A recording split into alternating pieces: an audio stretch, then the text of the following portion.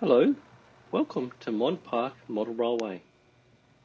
One of the comments from a previous video for the Peco Scissor Crossover build from last year was, would it be possible to have a real-time look at an explanation of the wiring modification? Mont Park Model Railway is currently a DC controlled layout.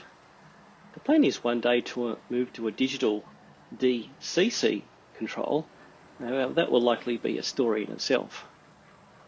Even though the DCC version will likely need a similar isolation of the upline track from the downline track.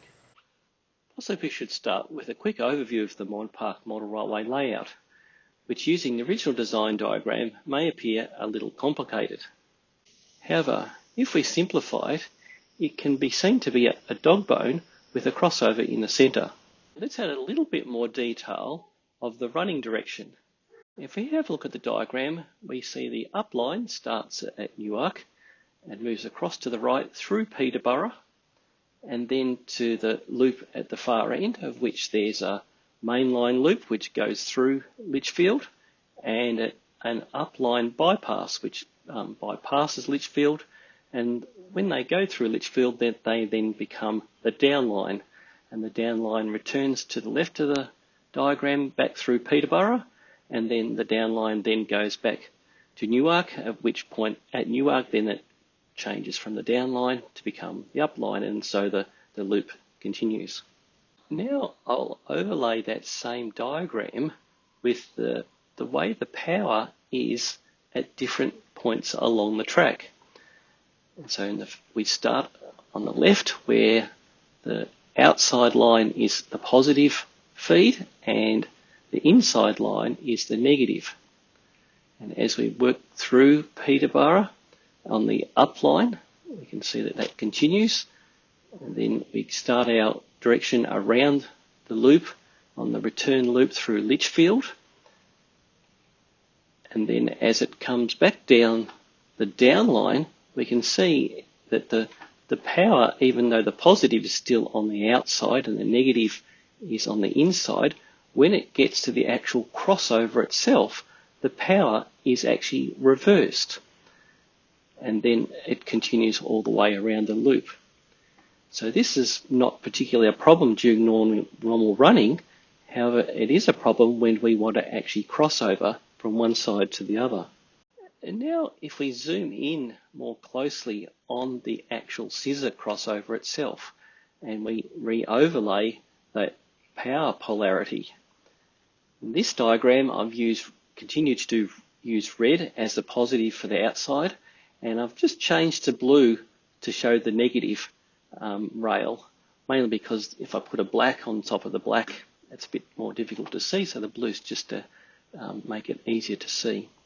And as we work through this, we show that the upline, which is on the top, we've got the red on the outside, blue on the inside. And if we then have the line coming back on the bottom, the red is on the outside, which is consistent with our loop coming back. However, if we now then switch the points and do the crossover, we can find that we've then would have a short circuit if they were still joined, where the red positive would connect with the blue negative in both of those occasions, and if we switch the point the other way, we have the same problem. If we go back to the original question, is how do we provide the required electrical isolation between the upline and the downline, because the two polarities where they meet there are the reverse of each other. If we have a quick look at the original single crossover that was there, these were using just standard Hornby points. It was quite easy to just put little isolating fish plates in between the 2 points, and that provide the necessary electrical isolation. However, when we've got the double crossover, the scissor crossover, this is a bit more complicated. One of the things I wanted to do was make sure that I could solder the joints between the points and the diamond crossover, and this is to ensure that I had both smooth physical joining of the two pieces of track, but also make sure I had good electrical continuity. However, this needed to provide my electrical isolation in some other way. What I eventually found is the Peco SL93 crossovers, the four lines are all electrically isolated from each other. And on the back or the underside of the crossover is where they have small jumper wires that make the electrical connection. So to create the electrical isolation required, it's just a matter of removing the wiring on the rear or underside of the crossover, thus isolating the four lines from each other. So what we're effectively doing is providing the electrical isolation from the up line from the down line by removing the scissor crossover's own wiring jumpers. And this means that we didn't need the isolation fish plates any longer, and I could maintain that both physical and electrical connectivity for the lines themselves, and actually just by removing those couple of jumpers, which is one of the advantages of using the Peco styled crossovers. Before going into more detail about the crossover wiring modifications, it's possibly worth providing some explanation of the overall layout is wired and powered. Mont Park also have electrically isolated sections or power districts, of which four of them all meet at the scissor crossover. Two of those sections are either side of the up line and two either side for the down line.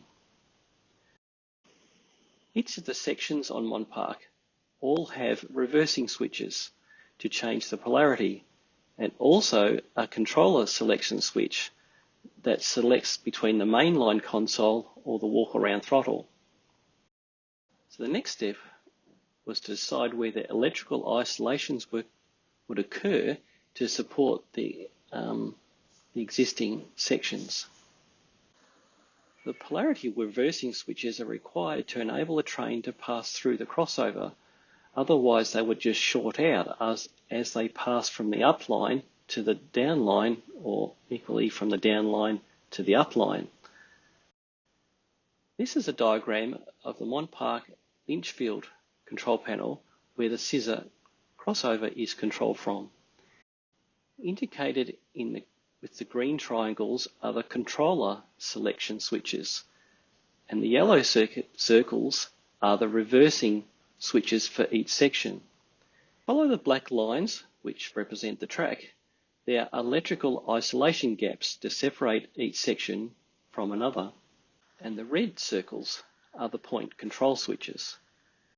If we have a closer look where the scissor crossover is located, we find that we need to electrically isolate sections 1, 3, 5 and 6. If we now take a look at the dog bone diagram again with the section isolations overlaid, it is possible to observe several of the sections all converge at the scissor crossover, and in turn requires the scissor crossover wiring modifications.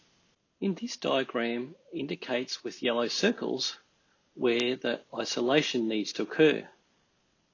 The mainline isolation was by using isolated fish plates, and the scissor crossover by removing the jumper wires on the underside of the Peco SL93 diamond crossing. Well, that's the end of this month's video, where we looked at the Mont Park Model Railway scissor crossover, why electrical isolation was required between the upline and downline, and how the Peco SL93 crossover was modified to achieve this, which was by removal of the two jumper wires on the back side of the crossover. And lastly, where the electrical isolations were located on the mainline segregation between the four existing power sections or districts. Thank you for watching.